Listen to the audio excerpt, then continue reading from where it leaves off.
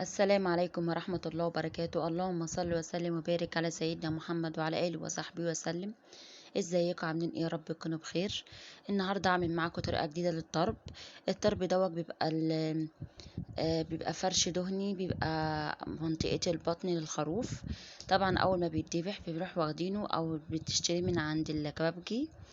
هنا معايا المكونات بتاعتي. طبعا عندي هنا اللحمة مفرومة، ومعايا هنا بصل بودر وتوم بودر وملح وبصلايه مبشوره، ومعايا شطه ومعلقه فابريكا ومعلقه بسيطه جدا من القرفه، ومعلقه بس برضو صغيره من الفلفل الاسمر، وكزبره على كمون. ومعايا بقى هنا معلقه دقيق زي ما انتوا شفتوها كده. هنا بحط معايا هنا اللحمه المفرومه بتاعتي. ومعايا هنا بحط بقى على التوابل اللي هي مثلا البصل المبشور، وهنا بحط عليها الثوم والملح والبصل البودر، وبقيت بقى المكونات اللي عندي زي ما انتم شايفين كده. ومعايا هنا معلقه دقيق كبيره، وبحط بيضه. البيضه دي بتخلي لو هتعمليها كفته من غير الفرش بتاع الخروف، بتروحي حطوها هنا بقى. حطيت البيضه وعليها معلقه من الفلفل الاحمر او الفلفل الاحمر بالثوم. ومعايا هنا بقى ايه، قلبت المكونات في بعضها بقت جاهزه معايا. ومعايا الفرش زي ما انتوا شايفينه كده. طبعا ده الفرش بتاع الخروف بتاع العيد، هقطعه معاكم قطع. ومعايا هنا اللحمه جاهزه معايا. طبعا البضايه بتنفش معايا، وبنفس الوقت مع الدقيق بتخلي اللحمه ماسكه نفسها ما تفكش منك. بتقطعي الفرش بالطريقه ديك او بالحجم دوت، اكنك بتعملي محشي ورق عنب او محشي كرنب زي ما انتوا شايفين كده.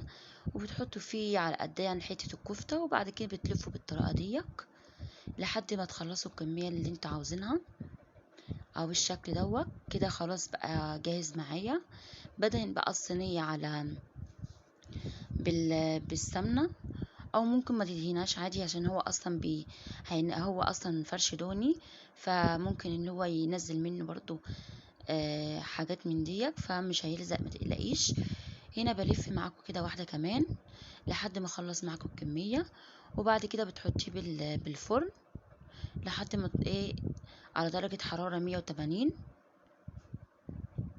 اهو زي ما انتم شايفين كده. كده هكمل معاكم الصينيه دي على قد الكميه المطلوبه مني. انا هنا بعد ما بلفها لو يعني بقى فيه زياده بقطعه كده بالسكينه، يعني لو طويله يعني شويه بتقعدي بقى انت تلفيه بالشكل دوت لحد ما تخلصيه. انا كده عملت معاكم 3، وهنا كان معايا خلص الكميه المطلوبه. ده كان نص كيلو. بحط بقى ايه هنا معايا بقى بقيه الفرش زي ما انتم شايفين كده. بيبقى في حته كلها دهنه او كلها متماسكه بالشكل دوت، فالحته دي انا هسيحها. والحته اللي زي ديك يعني ايه معرقه يعني خفيفه، ديك اللي هكمل بيها بعد كده لو معوزها. ومعايا هنا بقيه اللحمه بتتعمل كفته زي ما انتم شايفينها. يعني ممكن تعمليها منها كفته وتلفيها بالفرش، يبقى معاكي طرب بالشكل دوت. وكده كان جاهز معايا الاكل. ويا رب يكون عجبكم. ما تنسوش بقى الاشتراك واللايك وتفعيل الجرس. ولو انت اول مره تشوفي القناه ما تنسيش الاشتراك. والسلام عليكم ورحمه الله.